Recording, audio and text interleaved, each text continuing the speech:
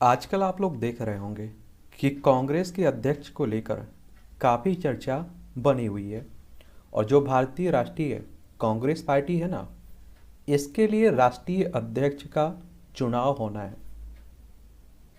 तो उस पर हम लोग आज विस्तार से चर्चा करने वाले हैं कि आखिर इसका चुनाव होता कैसे है, इसमें कौन कौन चुनाव में भाग ले सकता है, कौन वोट देता है, कौन चुनाव लड़ सकता है।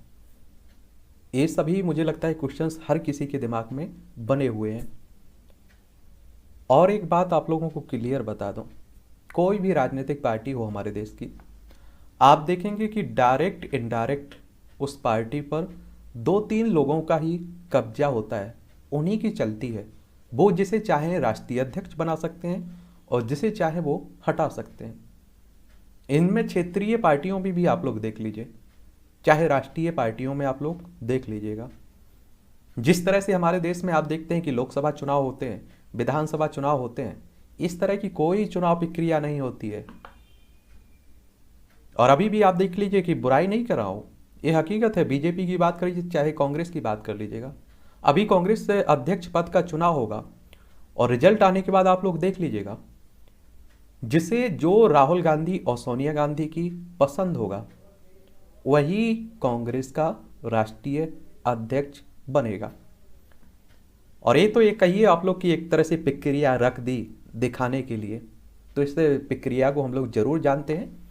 और कांग्रेस के बारे में आप लोग बात करें तो देखिए, पहली देश की आज़ादी के लिए जो हमारा प्यारा भारत है ना, इस पर अंग्रेजों का शासन था, तो उनसे आज़ादी दिलाने के लिए एक संगठन की स्थापना होती है 28 दिसंबर 1885 में। और आप सभी जानते हैं कि A.O. ह्यूम का नाम आप लोगों ने सुना होगा, इसे कांग्रेस का संस्थापक माना जाता है। और पहले अगर हम लोग अध्यक्ष की बात करें, कांग्रेस के पहले अध्यक्ष की बात करें, तो इसमें आप लोगों को मालूम होना चाहिए कौन थे इसके पहले अध्यक्ष।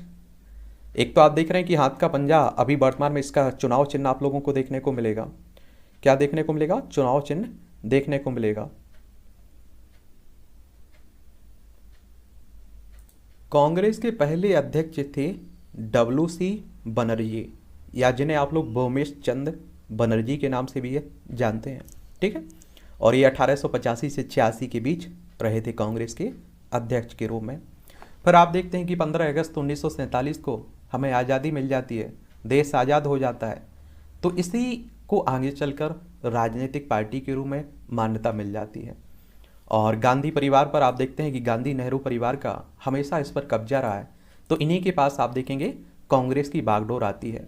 लेकिन कांग्रेस में समय समय पर आप देखिए बंटवारा होता रहा है, कांग्रेस से अलग अलग पार्टियां बनती रही हैं, ठीक है। तो ये भी आप लोग याद रखिएगा। और आप देखेंगे 1947 में JV कृपलानी साहब थे इसके राष्ट्रीय अध्यक्ष। फिर आप देखेंगे उनके बाद P सीतारमैया आए, और फिर आप देखते हैं कि PD टंडन आए। फिर जवाहरलाल नेहरू, जो आप सभी जानते हैं कि हमारे देश के पहले प्रधानमंत्री थे, ठीक है। और फिर उसके बाद आप देखिए गांधी परिवार की अगर हम लोग बात करें तो इंदिरा गांधी आ जाती हैं। फिर आप देखते हैं कि राजीव गांधी आ जाते हैं। फिर आप देखते हैं कि सोनिया गांधी आ जाती हैं। और 2017 में राहुल गांधी आ जाती हैं। और 2019 के लोकसभा चुनाव होते हैं और उसमें कांग्रेस की हार होती है। तो नैतिक जिम्मेदारी लेते हुए राहुल गांधी पद छोड़ देते हैं, और तब से अभी तक आप देखेंगे खाली पड़ा हुआ है ये पद, ठीक है। तो इसी पद के लिए चुनाव हो रहा है, इसी की हम लोग बात भी कर रहे हैं। अगर हम लोग कांग्रेस अध्यक्ष की चुनाव प्रक्रिया की बात करें तो करीब आप देखिए 21 साल बाद कांग्रेस में अध्यक्ष पद के लिए चुनाव किए जा रहे हैं। पहले आप देखिए सर्वसम्मति से अध्यक्ष बन जाता था। एक तरफ जहां विपक्षी दल इसे लेकर काफी समय से पार्टी का पर निशाना भी साध रहे हैं, वहीं कांग्रेस के कई बड़े नेताओं ने भी अध्यक्ष पद पर चुनाव किए जाने की मांग की थी। यानी कि आप देखिए कांग्रेस के अंदर से ही कांग्रेस अध्यक्ष के पद के लिए चुनाव की प्रक्रिया की मांग उठने लगी थी, और कई इसी मुद्दे को लेकर पार्टी से अलग भी नेता हो चुके हैं। और वैसे आपको मालूम है कि 2014 से सबसे ज़्यादा अगर किसी पार्टी के नेताओं ने पार्टी छोड़ी है तो वो कांग्रेस है। कांग्रेस वर्किंग कमेटी की बैठक में फैसला लिया गया कि 17 अक्टूबर को अध्यक्ष पद के लिए चुनाव कराए जाएंगे, वहीं 19 अक्टूबर को इसके नतीजे आपके सामने होंगे। और कांग्रेस के इतिहास में कांग्रेस सब अध्यक्ष का पद ज़्यादातर समय नेहरू गांधी परिवार के पास ही रहा है, और ज़्यादा जहां निर्विरोध तरीके से आम सहमति के आधार पर अध्यक्ष का फैसला होता है। और अभी भी अगर राहुल गांधी अध्यक्ष बनना चाहते तो चुनाव करवाने की जरूरत ही नहीं पड़ती। आप देखिए अधिकतर लोग कांग्रेस के सहमति दे देते। बहुत ही कम ऐसे मौके आए हैं जब अध्यक्ष पद के लिए चुनाव कराने की जरूरत पड़ी है। आखिर कांग्रेस में अध्यक्ष पद के लिए चुनाव कैसे होता है, कौन लड़ता है? सिर्फ आप देखेंगे 2 बार ही अध्यक्ष पद के लिए चुनाव हुआ है कांग्रेस में, और 75 सालों में 40 साल नेहरू गांधी परिवार से कोई ना कोई अध्यक्ष रहा है, और 35 साल पार्टी की कमान गांधी परिवार से बाहर रही है। लेकिन आप देखेंगे कि इनडायरेक्ट इनका प्रभाव इस अध्यक्ष पर देखा गया, चाहे आप देखिए भले इनके बाहर भी रही हो। पिछले 3 दशक में सिर्फ 2 ही मौके ऐसे आए हैं जब चुनाव कराने की जरूरत पड़ी हो। 1997 में आप देखेंगे सीताराम केसरी के खिलाफ शरद पवार और राजेश पायलट ने पर्चा भरा था। जो सचिन पायलट आप लोग देखते हैं ना, उनके पिता थे राजेश पायलट। और जहां केसरी को जीत मिली थी, और इसी चुनाव में सीताराम केसरी को 6224 वोट मिले थे, वहीं पवार को 882 और पायलट को 354 वोट मिले थे। इसके बाद सन 2000 में दूसरी बार वोटिंग की नौबत आई, जब सोनिया गांधी को कांग्रेस के भीतर ही दिग्गज नेता जितेंद्र प्रसाद से चुनौती मिली थी। और जब सोनिया गांधी को आप देखेंगे 7448 वोट मिले थे, वहीं आप देखेंगे प्रसाद को केवल 94 वोट मिले थे। क्योंकि आप देखते हैं कि एक तरह से सभी कांग्रेस में गांधी परिवार के बिना उसका अस्तित्व भी नहीं देखते हैं, और ये हकीकत भी है। आप देखिए कांग्रेस की राजनीति गांधी नेहरू परिवार के आसपास ही घूमती हुई दिखाई देगी आपको। कैसे चुना जाता है कांग्रेस अध्यक्ष? तो कांग्रेस संविधान के मुताबिक हर पार्टी का अपना संविधान होता है। पार्टी के अध्यक्ष का चुनाव बाकायदा कुछ उसी तरह पर होता है जैसे देश में चुनाव होते हैं। सबसे पहले चुनाव के लिए सेंट्रल इलेक्शन अथॉरिटी का गठन किया जाता है। अथॉरिटी के अध्यक्ष और टीम का फैसला कांग्रेस अध्यक्ष CWC की मदद से करता है, और अथॉरिटी के गठन के बाद चुनाव का पूरा खाका और शेड्यूल तैयार किया जाता है, जिसमें हर स्तर पर चयन की प्रक्रिया, नामांकन, नाम वापसी से लेकर स्क्रूटनी, इलेक्शन नतीजा और जीत के बाद विजेता को सर्टिफिकेट देने तक सबकी तारीख तय होती है इसमें। और कांग्रेस में कौन लोग वोट डालते हैं, ये सबसे बड़ी बात है। कांग्रेस अध्यक्ष पद के चुनाव की शुरुआत सदस्यता अभियान से होती है।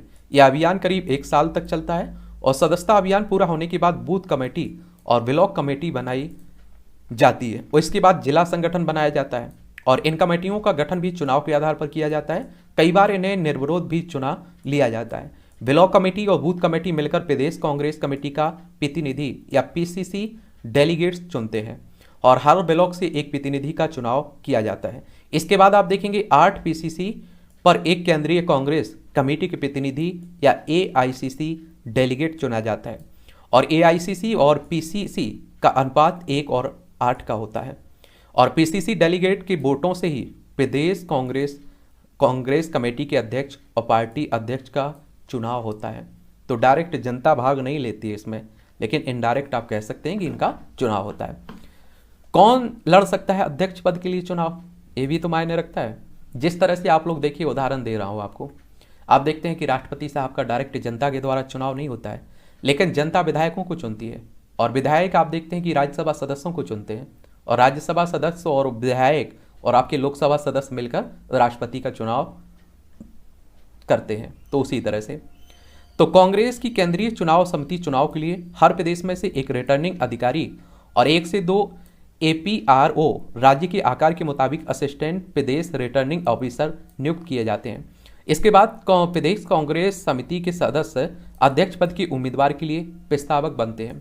राष्ट्रपति के चुनाव में भी तो आप प्रस्तावक देखते हैं ना। कांग्रेस के अध्यक्ष पद का चुनाव लड़ने के लिए पार्टी के किसी भी व्यक्ति को बतौर प्रस्तावक 10 PCC डेलीगेट्स का समर्थन हर हाल में चाहिए, और ऐसे में कांग्रेस के किसी भी सदस्य को अध्यक्ष पद का चुनाव लड़ना है तो उसे पहले 10 PCC डेलीगेट्स को अपने समर्थन में जुटाना होगा, और उम्मीदवारों के नाम को रिटर्निंग अधिकारी के पास भेजा जाता है, और चुनाव के लिए एक तारीख निर्धारित की जाती है, और इस बीच नाम वापसी के लिए 7 दिनों का समय भी मिलता है। और कांग्रेस पार्टी के संविधान के मुताबिक 1 से ज़्यादा उम्मीदवार होने पर ही चुनाव होता है।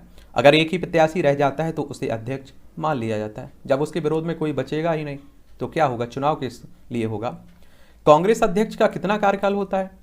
आप सभी जानते हैं कि हर चाहे आप देखिए प्रधानमंत्री की बात कर लीजिए, आपके राज्यसभा सदस्यों की बात कर लीजिए, 6 साल का कार्यकाल रहता है राज्यसभा सदस्यों का, लोकसभा सदस्यों का 5 साल रहता है, विधायकों का 5 साल रहता है, और आप देखते हैं कि राष्ट्रपति साहब का 5 साल रहता है, आप देखते हैं कि उपराष्ट्रपति साहब का 5 साल रहता है। तो इसमें भी कांग्रेस में भी हर 5 साल में अध्यक्ष पद का चुनाव होता है। पहले इस पद का कार्यकाल 3 वर्ष का भी था।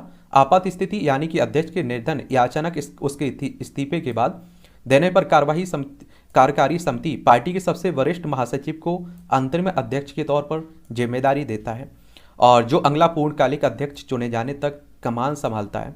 2019 में राहुल गांधी के नैतिकता के आधार पर अचानक इस्तीफे के बाद यही हुआ, सोनिया गांधी को कार्यकारी अध्यक्ष बना दिया गया था। अभी भी आप देख रहे हैं कार्यकारी अध्यक्ष के रूप में एक काम भी कर रही हैं। कांग्रेस में CWC की भूमिका क्या होती है? कांग्रेस वर्किंग कमेटी की भूमिका क्या होती है?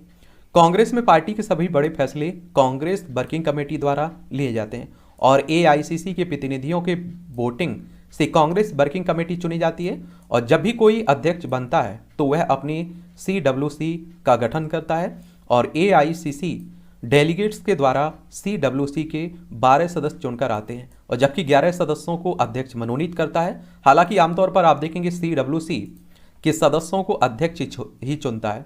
इस कमेटी के अध्यक्ष के अलावा संसद में पार्टी का नेता अन्य सदस्य होते हैं और कांग्रेस में CWC ही सबसे अहम होती है जो तमाम अहम फैसले लेती है। तो ये कहानी है कांग्रेस के अध्यक्ष चुनने की, ठीक है। और आप सभी जानते हैं इस बात को, मैं बार बार बोलता रहता हूँ कि आज तो मुझे लगता है कि मोदी और अमित शाह के खिलाफ कोई जा सकता है। या आप देखिए कांग्रेस में राहुल गांधी सोनिया गांधी के फैसला अगर कोई करें उसके विरोध में कोई जा सकता है? नहीं, इसे रहता है। आप देखिए क्षेत्रीय पार्टियों में आपको लगता है अखिलेश यादव के अगर जो फैसला लें उसे कोई पलट सकता है समाजवादी पार्टी में? या आप देखिए RJD में लालू प्रसाद यादव अगर कोई फैसला लें, तेजस्वी यादव कोई फैसला लें तो उसे कोई पलट सकता है। या शरद पवार आप देखिए NCP शरद पवार कोई फैसला लें उसे पलट सकता है। तो आप देखिए कि एक कद्दावर नेता रहते हैं और इन्हीं पर पूरी पार्टी टिकी रहती है। समझ रहे हैं आप लोग? इस बात को आप जानते होंगे बाखूबी। एक प्रक्रिया है एक तरह से वो करवा दी गई है। अब आप देखिए कि BJP के पास बहुमत था, राष्ट्रपति उनका ही बनना था, वो तो चुनाव प्रक्रिया संविधान में रख दी गई है। वरना आप सोचिए कि अगर वो जिसे भी वो चाहते BJP वाले उसे राष्ट्रपति बना देते और उन्होंने ये किया भी। उन्हीं के रहमो करम पर आप देखिए राष्ट्रपति बनते हैं। तो ये आप लोगों को क्लियर, ये हकीकत है। समझ रहे हैं आप लोग? कड़वा सच कह लीजिए आप लोग। चलिए, तो ये आपकी चुनाव प्रक्रिया हो गई कांग्रेस के अध्यक्ष की। और किसी टॉपिक पर अगर आपको बात करनी हो तो आप लोग नीचे कमेंट में बता सकते हैं, अगर किसी के बारे में जानने की दिलचस्पी हो तो।